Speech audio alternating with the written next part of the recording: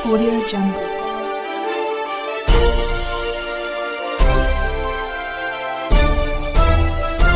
Audio Jungle. Nandlal Pandey, ग्राम पंचायत मौफी भदोही का मूल निवासी हूँ। मैं शिक्षा ग्रहण के बाद पूरा जीवन समाज को समर्पित करके समाज सेवा में लगा रहा। उससे लोग नाराज, आक्रोशित एवं कुंठा से ग्रसित होकर हमारे राजनीतिक प्रतिद्वंदी हमारे गांव के कतिपय लोगों को अपने साजिश का शिकार बना करके फर्जी आरोप लगाकर कि 3.5 बीघे जमीन नंदलाल पांडे ने कूटरचना करके भूमाफिया के रूप में अधिग्रहित कर लिया। उसके बारे में मैं यह कहना चाहूँगा, और जो वास्तव में विधिक रूप से प्रमाणित भी है। मेरे पत्नी के नाम 3 बिस्सा 5 धुर जमीन 238 ख की रजिस्ट्री वैधानिक सब रजिस्ट्रार औराई के कार्यालय में विधिक प्रपत्र देखने के बाद, क्रेता सावधानी के बाद उसका मैंने रजिस्ट्री कराया।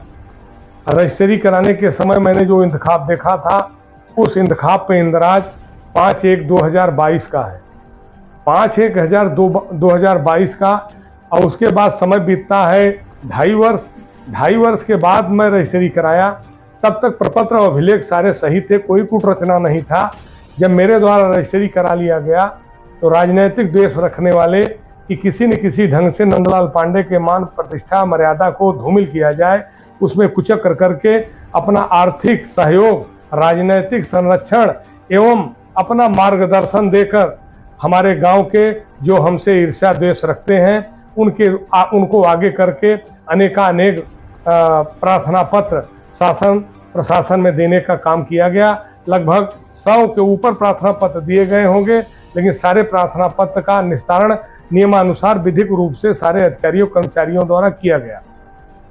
जो निवर्तमान पुलिस अधीक्षक थी श्रीमती कात्यायनी जी, उनका यह आचरण व्यवहार रहा है कि जनपद में उन्होंने लूटने का काम किया। उनका यह क्रिया प्रत्येक कई दिनों से चलता रहा। उसकी शिकायत करने का काम ऊपर शासन में किया जाता रहा, लेकिन जो हमारे राजनीतिक प्रतिद्वंदी थे उनका एक पुलिस अफसर के उच्च अधिकारी से अच्छा संबंध है।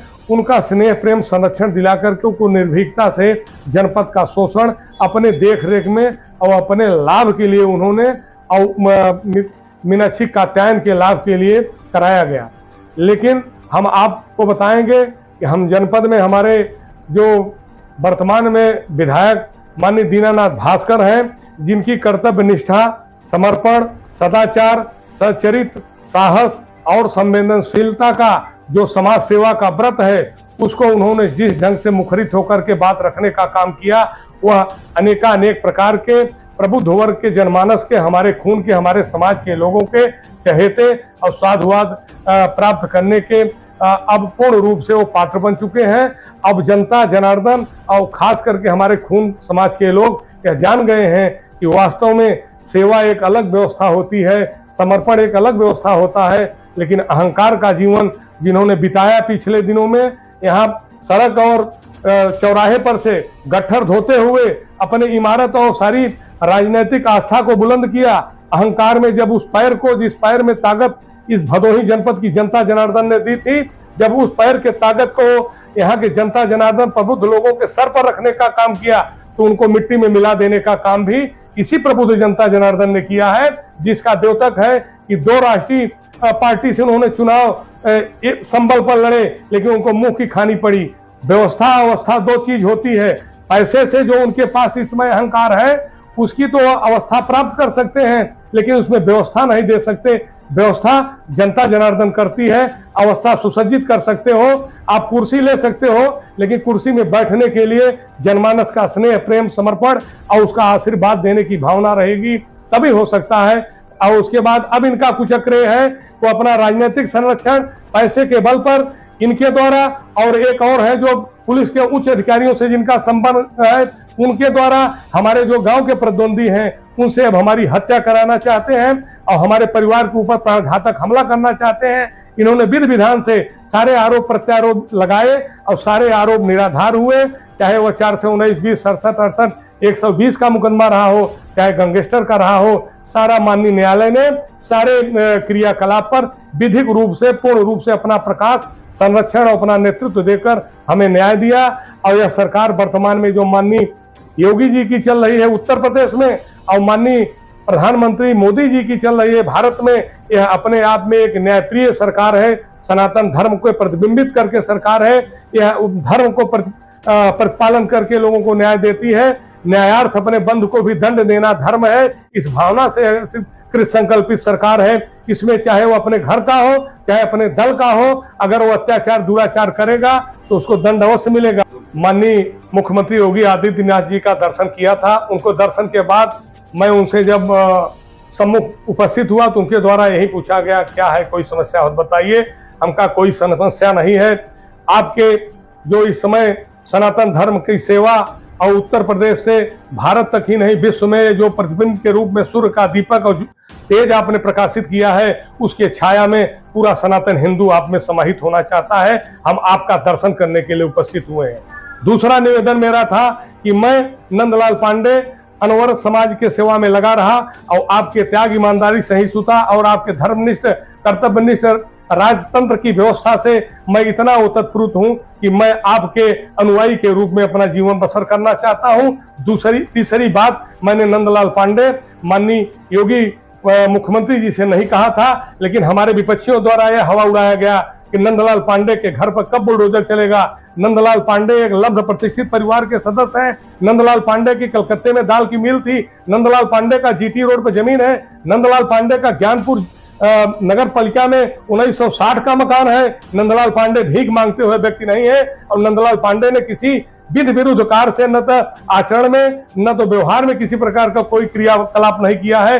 नंदलाल पांडे किसी भी प्रकार के किसी राजनीतिक हमारे प्रतिद्वंदियों के किसी भी प्रकार के भ्रामक प्रचार से कभी डरने वाले नहीं है।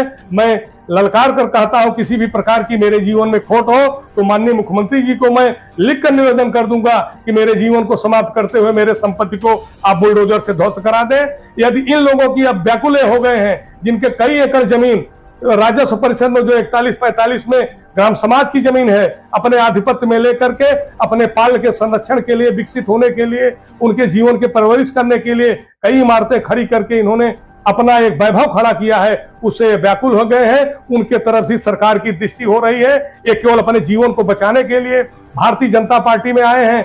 2022 में चुनाव विधानसभा का था, इन्होंने खुल करके तांडव करके चुनाव में विरोध किया भारतीय जनता पार्टी का।